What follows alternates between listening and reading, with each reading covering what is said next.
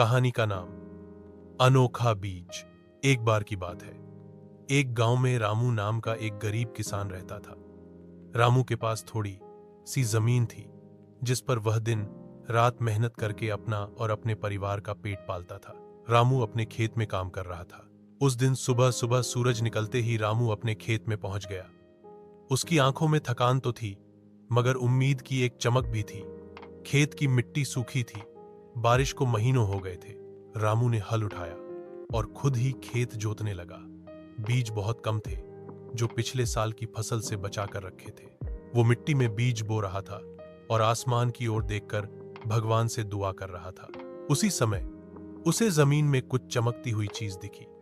जब उसने खोद कर देखा तो वो एक अजीब सा बीज था, सुनहरे रंग का और थोड़ा गर्म। उसने सोचा, शायद भगवान का दिया हुआ कोई वरदान है, और बिना ज्यादा सोचे उसने उसे खेत के कोने में बो दिया।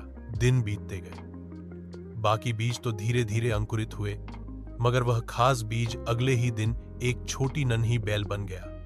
2 दिन में वो बेल एक पेड़ बन गई और तीसरे दिन उसमें फल आ गए, बड़े बड़े चमकते हुए सुगंधित फल।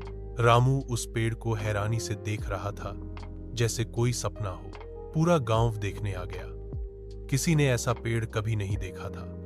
जब रामू ने एक फल तोड़कर खाया तो उसके शरीर में एक अजीब ऊर्जा भर गई। उसका शरीर मजबूत हो गया, थकान गायब हो गई। रामू ने सोचा, अगर मैं ये फल बाजार में बेचूं तो अच्छा पैसा मिल सकता है।